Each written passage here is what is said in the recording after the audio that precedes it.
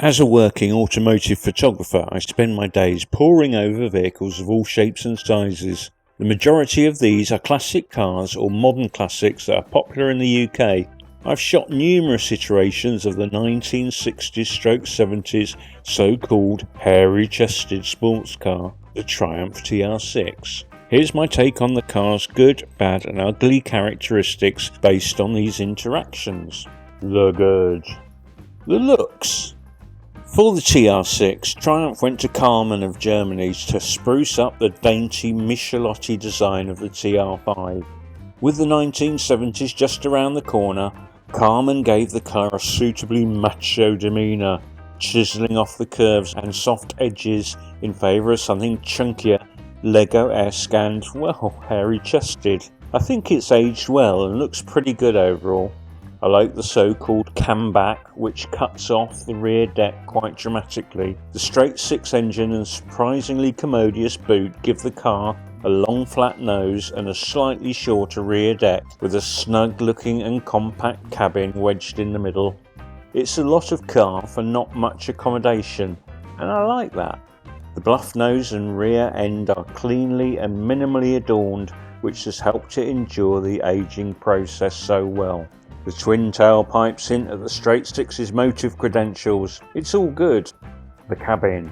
Although the cabin looks to be a poor relation in terms of real estate, it's actually perfectly adequately sized for two and features some archetypal 1960s British sports car cues. The dash is as upright as the front grille and features an oversized pair of white on black Smith's gauges, 140 mph speedo and a matching tachometer. The quartet of smaller auxiliary gauges are situated in the middle of the dash to include oil pressure and volt gauges, further emphasising this car's sporting creds. The fascia is finished in wood, which lends a dash of premium product kudos too. It's a British sports car cabin of the 1960s, straight from central casting. The boot. Archetypal two-seater this may be, but it's surprisingly practical for a car of its ilk and period. The flat-lidded boot is very sensibly shaped and impressively commodious. This will easily swallow two trippers' luggage for a week away without complaint. There's also a handy carpeted luggage shelf behind the seats, giving this roadster some very sensible luggage carrying chops. The hood. As a humble car snapper, the classic car hood is somewhat of a persistent nemesis. Often terribly difficult and time-consuming to operate, they add unwanted time to shoots, as well as a little latent danger to fingers and hands. The TR6 is not an offender in this regard. It's one of those cars where you can sit in the driver's seat, unclip the leading edge and fling it backwards with one hand, enabling you to drive nonchalantly off. It's the holy grail of classic car hoods. The engine. All TR6s feature the straight six 2.5 litre, developed from a four-cylinder Triumph design and first used in the standard Vanguard 6 of 1960. The 2.5 six-pot is where a lot of the TR6's boisterous bruiser persona comes from. It is a simple and unsophisticated affair, but offers very chunky mid-range torque and a compulsive, deep, gruff growl of a soundtrack. Refined it is not, but suited to the car, it most certainly is. Parts availability and aftermarket options are very strong too. There's lots to like. The bad. I don't actually think there's too much in the cons column on the ledger with the TR6, which can't be equally applied to other classic cars of this vintage. Rust is always going to be a nagging concern, of course, as it will be on any 50+ year old car that lives in the perennially soggy UK. Specific to the TR6, however, are just a couple of things.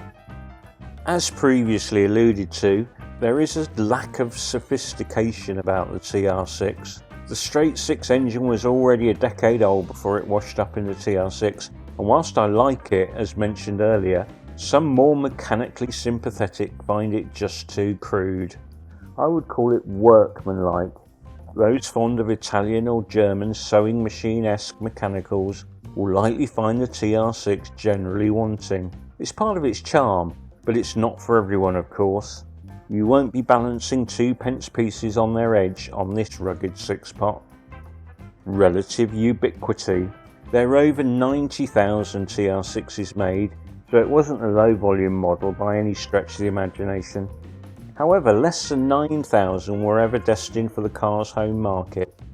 It's to the car's credit that around half of those UK cars are still believed to exist. That and the car's other obvious charms make them a perennial staple of the UK car show scene. It is this ease and joy of use combined with its staying power that puts it in the usual suspects category of the classic car scene. Again, it doesn't particularly trouble me, but those who demand a path less trodden may not be drawn to the TR6.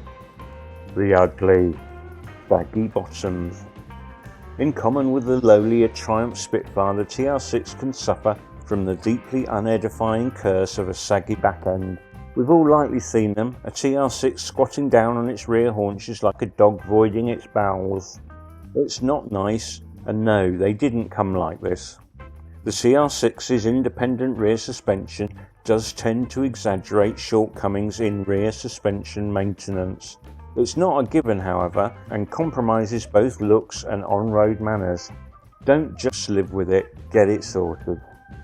Now, all this is purely my opinion. There'll be plenty of others and all as valid or invalid as these, so don't be shy and share your thoughts in the comments. Whilst you're at it, why not like, share and subscribe so you can heartily disagree with all future episodes of A Car Photographer's Good, Bad and Ugly. Happy motoring!